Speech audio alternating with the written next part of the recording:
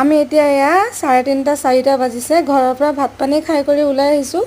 ল'ৰাই অকমান গা ধুম বুলি ক'লে সেইদিনা অকমান তাকে এয়া ল'ৰাক সাঁতুৰিব মানে অকমান সাঁতুৰিবলৈ খুব মন কৰিছে আৰু গৰমো পৰিছে সেইটো কাৰণে মানে নদীলৈ ওলাই আহিলোঁ নদী মানে আমাৰ ওচৰতে হয় বুঢ়ীগঙ্গা বুলি কয় নদীখন এনি টাইম বৈ থাকে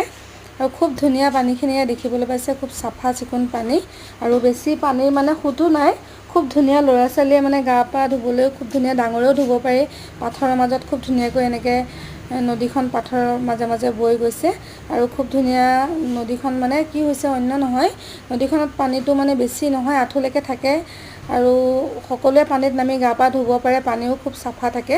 ইমান লেতেৰা নহয় কেতিয়াবা বাঢ়ি যায় বাৰিষা কালত কিন্তু এতিয়া ইমান পানী নাই আঁঠুলৈকে আছে আমি অকণমান গ'লোঁ গৰমত তাকে গা পা ধুই মানে ভাল লাগিব বুলি সেয়া